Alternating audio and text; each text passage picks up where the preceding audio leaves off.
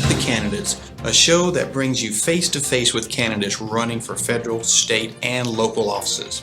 Our Constitution empowers we the people to protect our country's future through the ballot box, a privilege and responsibility that many countries don't have.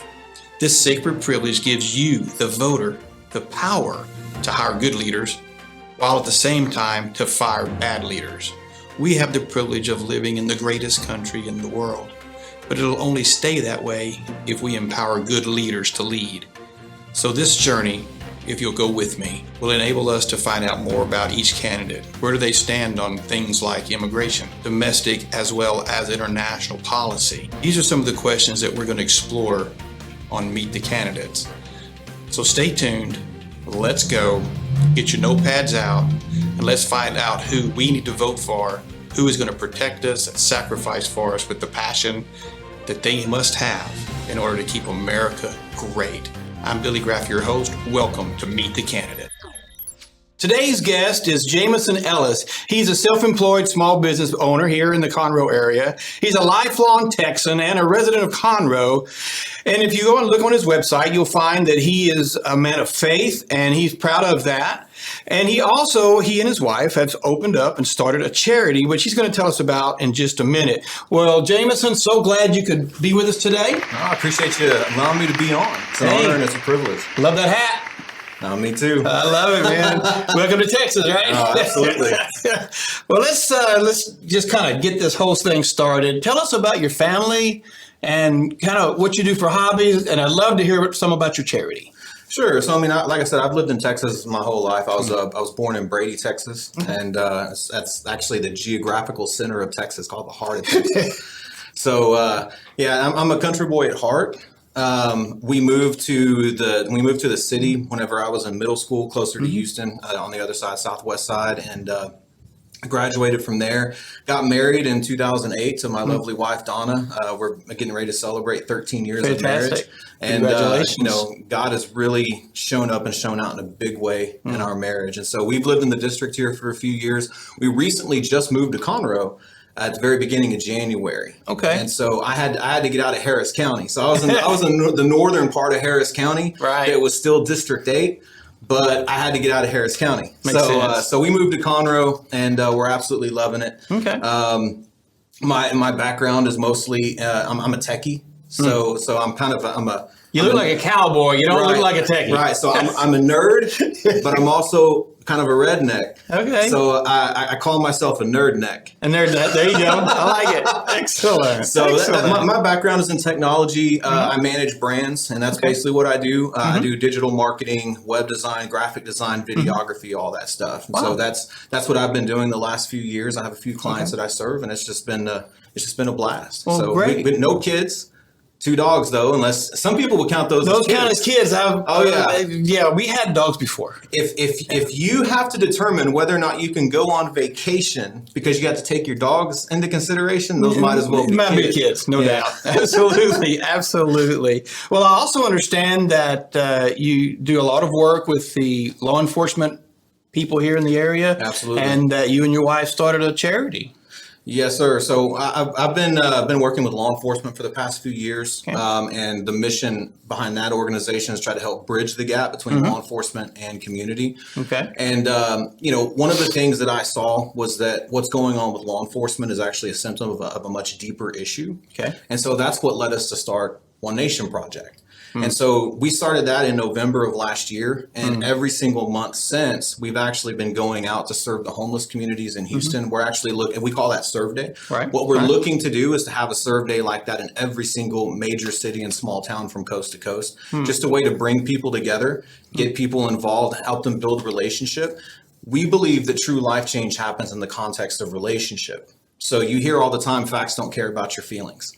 The problem is that human beings, we're emotional. We have feelings. We're not robots. Okay. So whenever we say facts don't care about your feelings, we're basically saying it's okay for me to tell you like it is, and you just have to accept it without a relationship. But one of the things that I believe, and I actually heard Bill Johnson out of Bethel, California, or out of Redding, California at Bethel Church, he said that the truth spoken outside of love and relationship can be just as damaging as a lie. So what we want to do is we want to build a relationship with people that most would consider the enemy, that don't believe the same things that we do. And we believe that in that process and through that process, we build that relationship, and all of a sudden mutual trust and respect can be built. And we can start to have these harder conversations, and it doesn't turn into an all-out war. Hey, I think it's great that you understand that. And communication and relationships, we are relational beings. Absolutely. And so obviously you have a heart for service, just by what you're saying and the activities you're involved in. You do have a heart for service. Well, let me ask you this, because obviously the community matters to you. What would you consider one of your greatest accomplishments in the area of serving in your community? Oh, I hate trying to brag on myself. I'll give you 30 seconds to brag. So one of the things that really helped both my wife and I is we went through something called freedom. So we go to Hope City, and freedom is something that, just to be completely vulnerable and transparent with you for a second, it saved our marriage. So we went through freedom. Whenever we came on the other side of that and we saw what God did in our relationship, we wanted to help other couples also do the same.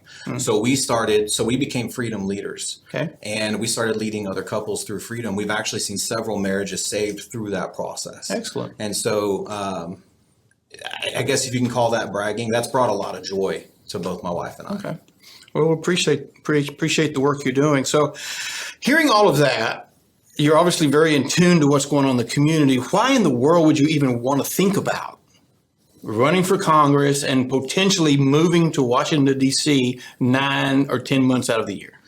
So move is a very strong word. I am going to spend as much time outside the swamp as humanly possible. I'm going to spend as much time here with the people in the district. So I will say that how this all got started. So I'm not a politician. I haven't been grooming myself for years to do this. A year ago, it was just over a year ago, this wasn't even on my radar. So what happened was between May 25th and the end of July, we saw over 500 declared riots and over 2,000 law enforcement officers that were injured in the line of duty due to brutal attacks. Right. And I saw our government leaders, both Democrat and Republican, not do a darn thing. They sat on their butts. Some of them actually encouraged it. Right. So we were in the middle of what we call a Blue Crew Live. So we have a community online of over 100,000. And we were doing a Blue Crew Live. And I felt like God had kind of shared with me that what's going on with law enforcement is a symptom of a much deeper issue. Another reason why I started One Nation Project. Okay. And so in that moment, I felt like I need to do more. So fast forward a couple of weeks, I get a message from a lady that lives up in Wichita Falls. And she says, I had a dream. And just, I don't want to freak anybody out. As a Christian that believes in that God can still speak to us, she said, I had a dream. God showed me you in Congress.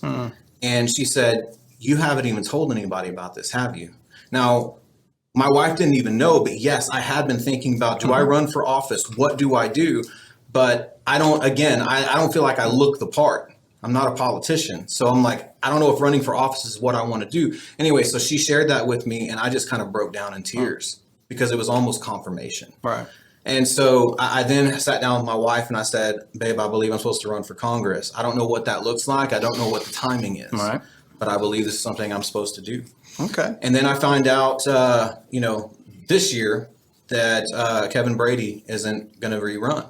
Right. And so had a buddy of mine, John, actually told me that. And I was like, okay, maybe this is my time.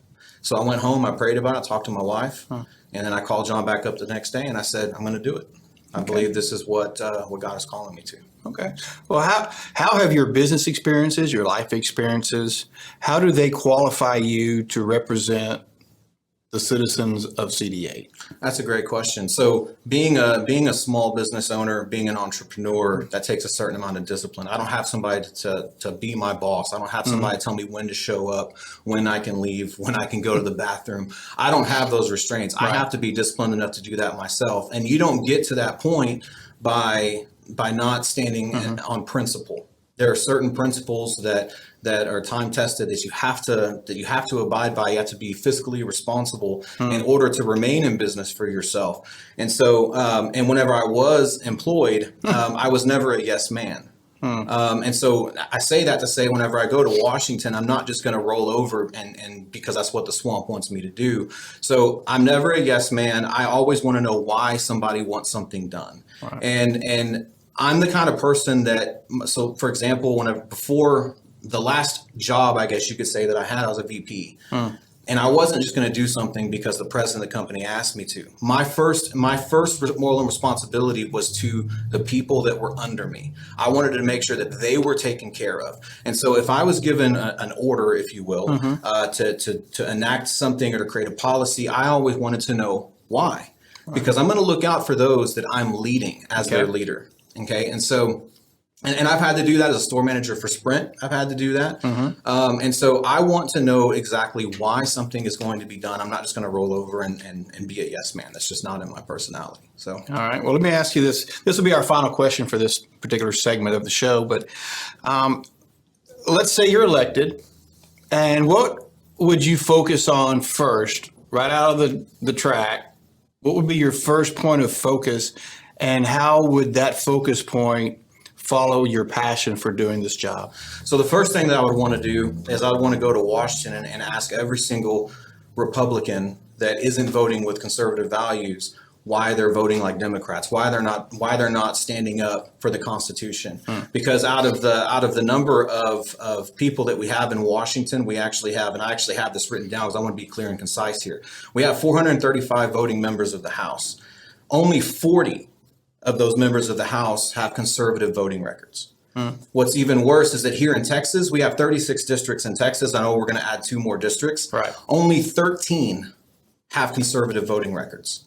I want to ask every single one of them, why aren't you standing up for our Constitution? Why aren't you voting with conservative values? So you have all these bills, and we'll probably get into some of this, but we have a lot of omnibus bills. So Texas, as the Texas legislature, they have what are called single issue bills. So it's single topic bills.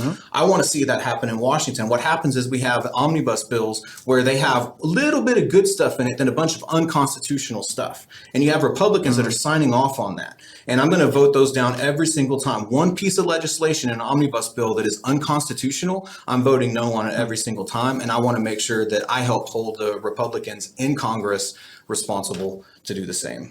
All right, great. All right, folks, we're getting ready to move to our next segment. And we're going to take a break, and we'll be right back with our Liberty segment.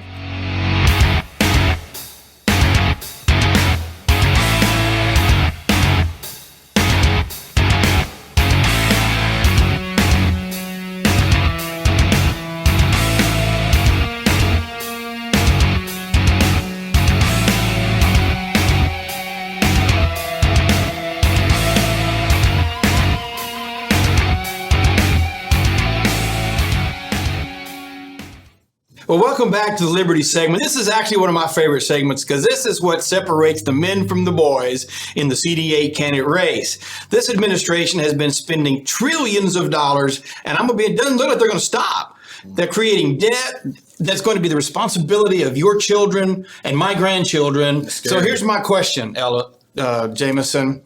Would you vote on spending bills that increase the deficit? Absolutely not. Why not?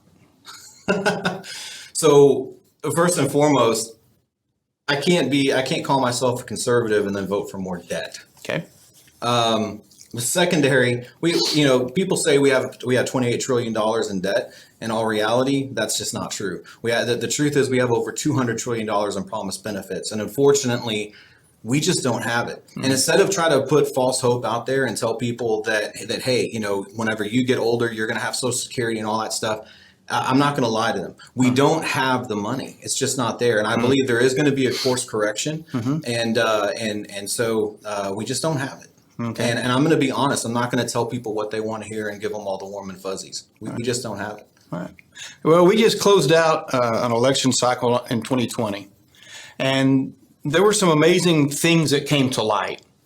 The Democrats call it voter suppression ideas. We call it voter integrity. My question is really very simple. Is it really an important issue that we protect the sanctity of the ballot box? And is voter integrity really something that we should be concerned about and fight for? Oh, absolutely. So as somebody who myself has in the past has felt like my vote didn't count, and I'll just give you a quick example, not to get off topic. All right. But I've always been a Ron Paul guy. And so when I saw what happened to him in 2011, I felt like, well, our votes don't count. And so, but seeing, just being an American citizen in the republic that we have, our vote doesn't count any more than in elections just like this, the local, the state, the congressional elections, because it's literally, there's no one to represent us. It's literally a popular vote.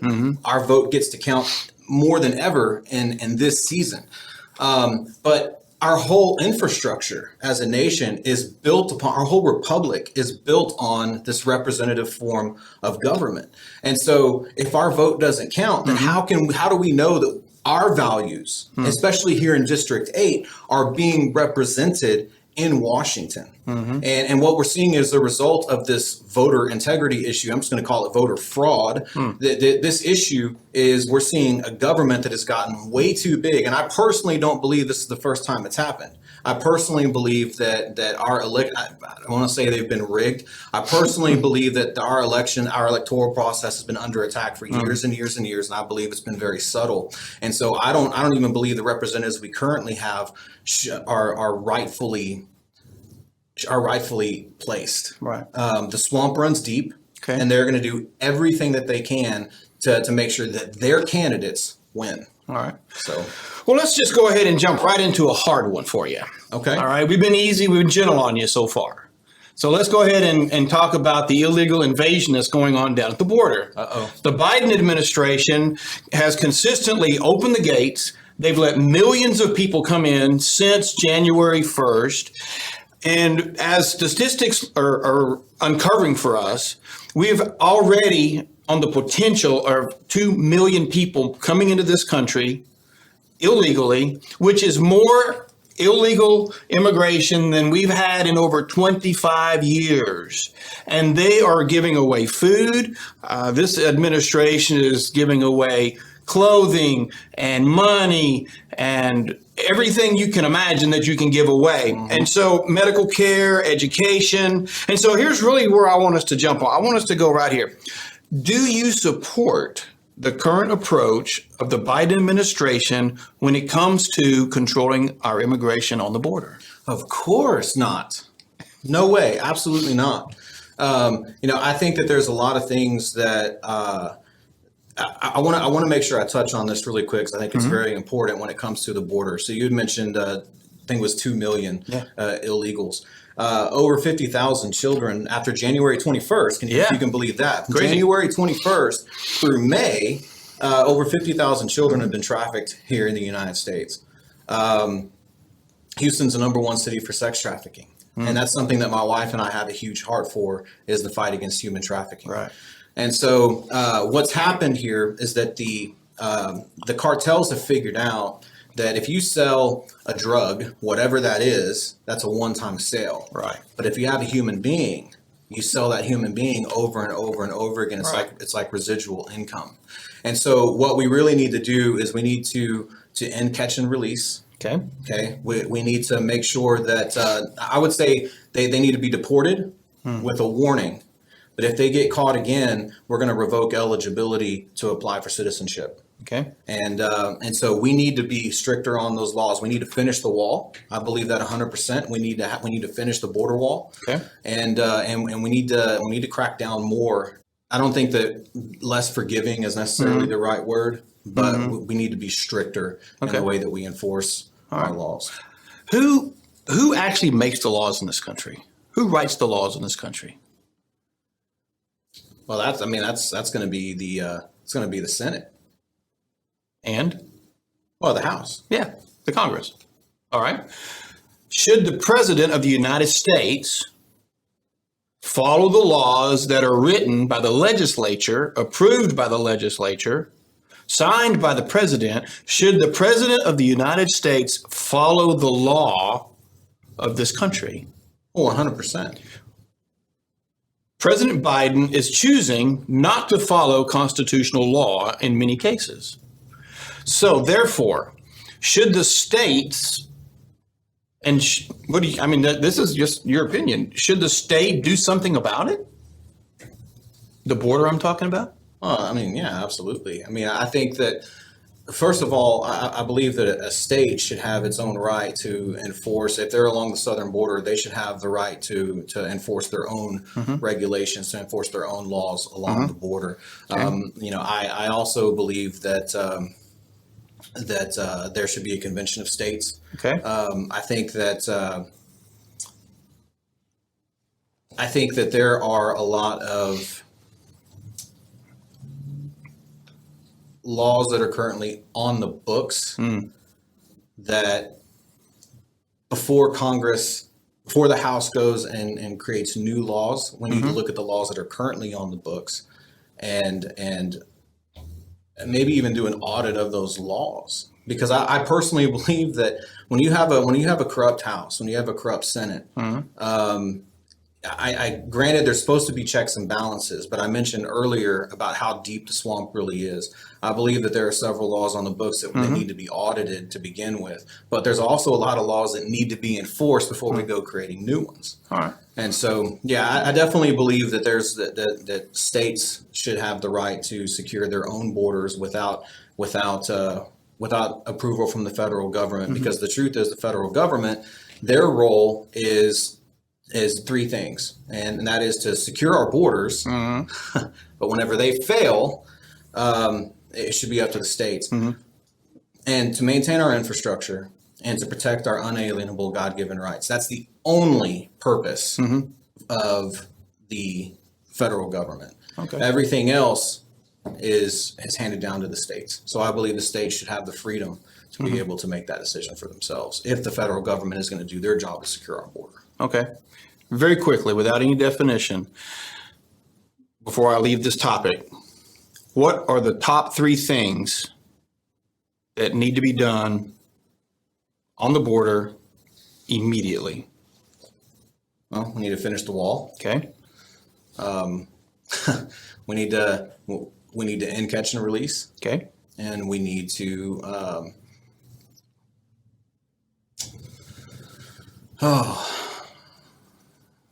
what's more important? Finish the wall, end catch and release, and we need to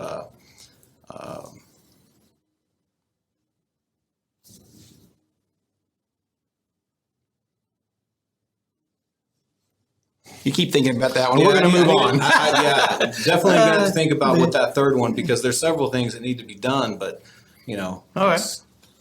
We're good. We're good. All right. Let's move on to the next segment, next part. Too often, now this is one of the pet peeves, and we've all talked about this in year after year. Many of us talk about this particular topic. Too often, our elected officials, our representatives, lose their way once they get to TC. They go around, they campaign, and they say they're going to do all these great things, but they lose their focus, and they begin to focus more on getting reelected versus fighting for the policies and the ideals and the principles of liberty and life for the people who put them in office. Very simple question. What is your position on term limits? 4 terms, total of 8 years. And the reason for that is because if you were to look, a congressman's voting record starts to decline after about 8 years. Okay. And so I've personally made the commitment to the constituents here in District 8 that I will not serve any more than 4 terms. Okay. Awesome. So 4 is a pretty interesting number that you picked there. How about Senate? Honestly, I hadn't thought about Senate. But I mean, in all reality, I would say maybe closer to the same. Okay. So, and again, it just goes back to, I'm a data-driven guy. So when I look at when voting records start to decline and being after 8 years, all right. I think that's something we need to take a look at. Okay. So just a magic spot. Yeah. Okay. I guess so. Okay. I like it. All right. Let's jump to another one real quick. Education. the education of our children should be a priority in this country. Our children are the future leaders of our country. Our children need to be prepared for life. Here's my question. What role do you think the federal government should have in the education of our children between K and 12th grade? None. So who should be responsible for their education? Parents. And what if they're not? Well, I mean, so this is actually something that I've always been 50-50 on. So being a pro-liberty guy, I believe in individual liberty. Okay. And so a parent has the liberty to make the choice for their children before their children become of legal age. Okay. So there's that aspect of it. But I also look at the fact that the child also has the right to an education, has the right to that opportunity. So if it had to be delegated to anyone, it would be the state, not the federal government. All right. Let's just really jump into the deep water now. What is your feeling? What is your position on abortion? I'm against it 100%. Okay. At what level? Every level. So I actually love talking about this. So there are 4 types of laws that are in the Bible. Okay. And so you have what's called ceremonial law. Which that was fulfilled at the cross. But then you also have what's called judicial law, and you also have moral law, and you have social compact laws. So the Constitution was written with the understanding, looking at the 10 Commandments. Our founding fathers looked at that and said, okay, moral issues, they're not to be legislated. So that wasn't even taken into consideration. So whenever we look at the fact that abortion is a moral issue, because moral laws are immutable, they never change. There's that standard. And so in the 10 Commandments, it says, thou shalt not kill. That means that we have a right to life. Not only that, but it's also our founding fathers also said that we have a right to life, liberty, and the pursuit of happiness. So abortion is not only a moral evil, but it's also robbing an innocent child of their life. No matter how they got there, that is an innocent life. So I'm against it at every step of the way. So you believe that the words in the Constitution protect even life that's not yet born? Correct. Okay. One more, and then we're going to move to another segment. I know you can't wait. As much as we all love paying taxes, I love paying taxes. Don't you? Oh, absolutely. Oh, I love to pay tax. I know the producer of our show today, Bill Brenza, he loves to pay taxes. And so here's my question. Do you think the tax system in the federal government needs to go through a reformation? Oh, 100%. Any idea on what that might look like in a big picture? Well, I know that our founding fathers, they were not for any form of direct taxation. As a matter of fact, whenever we look at, so I'm more of a Jeffersonian tax guy. Okay. So I like to see Jeffersonian tax principles restored. I believe in a flat tax, and I believe in indirect taxation. Okay. But this progressive income tax that we have now, it does not incentivize people to want to become more successful, to earn more, to have more. If anything, it encourages people to stay lower on the totem pole financially, to not work hard, because the harder you work, the more money they take. Interesting, isn't it? Yeah. All right, folks, you have heard it direct from the lips of Jameson Ellis. We're going to take a break real quick, and when we get back, we're going to go to the Hope segment, an exciting way to find out who Jameson really is. We'll be right back.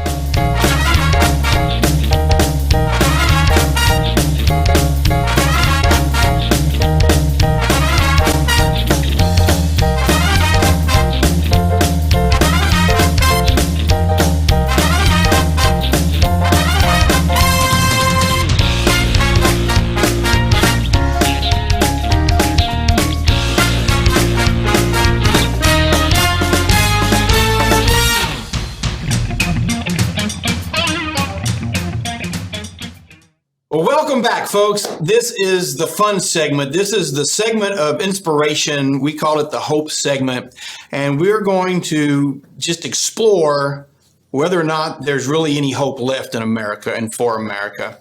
So here's the question, Jameson. How will you, if elected, bring hope back to our future? I'm going to do exactly what I said I'm going to do. I mean, the problem is in Washington is that we have a lot of elected officials. Now, before I actually say that, big name politicians started off as big name candidates. They took millions of your hard-earned money because you believed in them, and then they go to Washington and take millions of swamp money as well. Right. And they let you down every single time. So we need people that are going to stand on principle over politics. Okay. And that's exactly what I'm committed to doing. I'm not asking people for a lot of money. I'm just asking for their support. Mm-hmm. Now, I'm not naive. I know that in a race like this, it takes money. Right. But I want to encourage everybody to go look at the candidates that are raising the most money in the district. Number one, I want you to go to the FEC website, and I want you to do your research into where that money came from. Is it debt? And what PACs are giving to them? And do your research. Know where that money's coming from, because they're taking your money. So I'm not a big name candidate. Mm-hmm. I'm not doing this for the money. I'm doing it because it's a belief thing for me. I believe that we can restore liberty. I believe that we can refund the police, and I believe that we can make America again. And I'm willing to put my reputation, my name, I'm willing to put it all out there on the line. I'm not doing it because I have a big name to back me. Okay. So. Well, just to follow up right off of that, what are your top 3 priorities when you get there? Top 3? Top 3 priorities. Well, I already mentioned one, and that was to hold the Republicans accountable that are not voting like Republicans. I fully expect Democrats to act and vote like Democrats. I do not expect Republicans to act and vote like Democrats. So you're going up there to make friends? Oh, heck no. And so that's going to be my first priority. My second priority is to make sure that I'm voting down every single piece of legislation that is unconstitutional. And then, because if we're gonna restore liberty, then we have to make sure that all of that crap, that we're getting rid of it. And then I'm gonna work to refund the police, because my heart really is. I come from a first responder, military, and law enforcement family, so I've seen just the dangers, the stresses of the jobs, and I can tell you there's some things that in law enforcement I'm not naive. I know there's a dark side to law enforcement that a lot of people don't want to talk about.